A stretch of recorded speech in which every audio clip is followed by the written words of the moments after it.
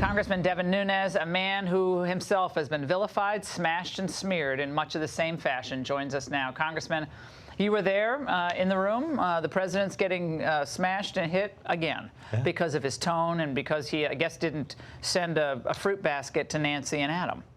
Well, I thought the best thing today was, and I found out about this when I walked out, he actually had a speech. He was going to go out there and give a speech that his people had worked on. They had approved everything in it. And as you know, when you were there, he said, nah, I'm not going to give a speech. We're just going to celebrate today. And he just had a list of all the people there, and he went around the room, was introducing people.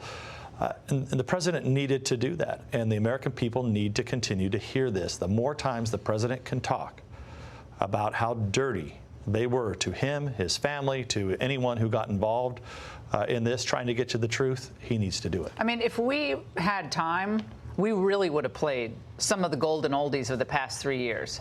Just so people realize he didn't just pop out today after a week or 2 months or 3 months of difficult attacks during impeachment that were all lies. This has been built up over four and a half years of what they've done to him since he announced in 2015 that he was running. Right. And he's had just about enough of it. And I can tell you, I've had just about enough of it. I'm all for a vigorous debate and things get tough, big deal, no problem. But when you say you're guilty of treason, you're working with Vladimir Putin, you're running a criminal enterprise, and you go after Melania, and you go after his kids who gave up their own cushy life, who are working in the White House? Well, one thing we know, when they run out of ideas, they go to Russia. Okay? That's all they have. Even today in the Capitol, right across the street here, we had one of the Democrats in a committee hearing actually float the idea that the reason the Iowa debacle is going on possibly could be because of the Russians. Yeah, we're going to. I mean, it's incredible. They never stop blaming Russia. Well, today we had some of the other folks melting down. Nicole Wallace on MSNBC and a few others continue the tradition of what we shared with our viewers tonight. Watch. He was attacking and making clear the consequences for anyone that crosses him. If you stand with me, if you'll be one of my sycophants, you can come to the White House and I will praise you on national television. You'll be part of the team and you'll be rewarded. And if you're not, I will come at you with everything I have. So Andrew writes, when it's on a team, it's a mafia family. It's a shock that Trump doesn't just rush to the set of MSNBC to join them for a real conversation about China, trade, Syria, anything. The most important thing that the president has done, of all the things that he's done are very important, but he's finally outed the media. The media in this town has been corrupt, and it took somebody like Trump to finally bring them out of their shell to where now they'll just openly go out.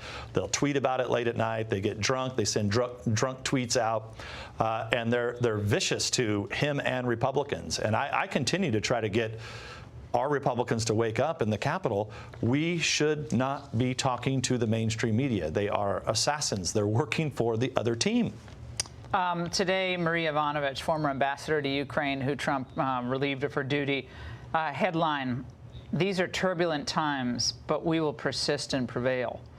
I'd always thought that our institutions would forever protect us against individual transgressors, but it turns out that our institutions need us as much as we need them. They need the American people to protect them, or they'd be hollowed out over time, unable to serve and protect our country. Apparently, Marie Yovanovitch thinks that she has a life tenure right to be ambassador to any country. Yeah, well, look, there's a reason why she got fired, okay? And this is one of the things we could never really get out because we couldn't bring in witnesses. But, you know, we had people that we were ready to bring in that said that she was anti-Trump, espousing anti-Trump administration views while she was ambassador in Ukraine. It's her boss. So she's lucky that we couldn't bring any actual witnesses in because there are people that wanted to testify against her. What's your power in the minority to get answers? Well, all we can do, we don't have subpoena power. So if they don't give us witnesses, and you know that's the whole. I mean, we talked about. You got to win. You got to win back. We got to win back the majority. You've got to win back. That's the ultimate punishment for what they've done. That is correct.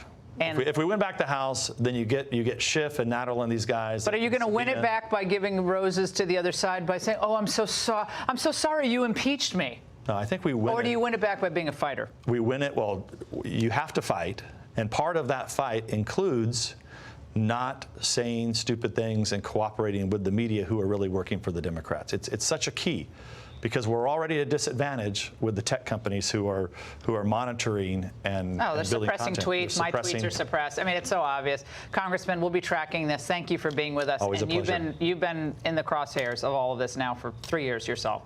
Thank you. So thank you.